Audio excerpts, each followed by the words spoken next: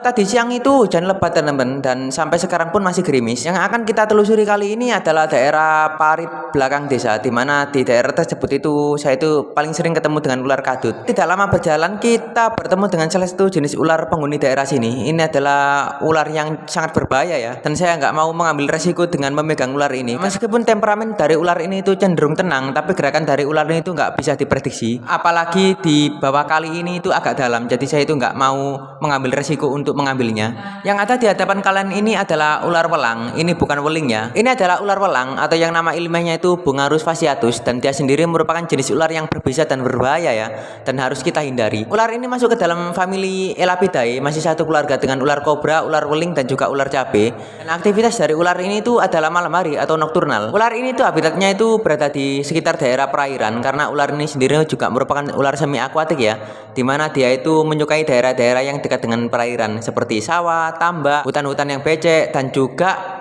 daerah-daerah yang ada got-got atau kali-kali kecil. Biasanya ular ini tuh suka banget di daerah itu. Ular welang ini mampu mencapai ukuran yang cukup besar sih menurut saya, 2,5 meter bahkan sampai 3 meter. Dan ukuran ular welang ini lebih gede ya ketimbang ular weling. Kalau ular welang itu ukurannya itu bisa sampai 3 meteran, kalau ular weling itu mentok ya paling 1,5 kalau enggak 2 meter gitu aja.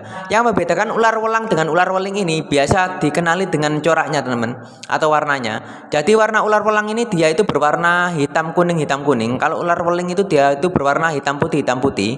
Tapi secara temperamen dan karakter ular itu hampir mirip-mirip dengan ular weling, dimana dia itu merupakan jenis ular yang kalem sih, dan gerakannya juga terbilang lambat.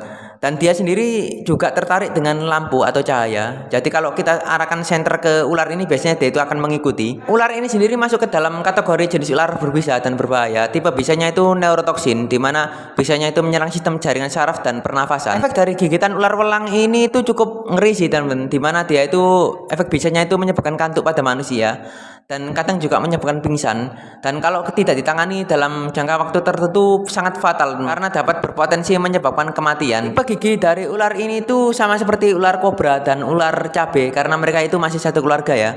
Tipe giginya itu adalah Proteroglipa, di mana taringnya itu terletak di depan rahang. Ya kita abaikan aja ular ini, kita tinggal ular ini. Meskipun begitu ya, emang daerah ini tuh dekat dengan pemukiman penduduk, jadi nggak menutup kemungkinan di daerah sini itu masih ada beberapa ular welang ya. Ya moga-moga mereka itu nggak sampai masuk ke pemukiman sih. Oke, kita tinggalin aja ular ini.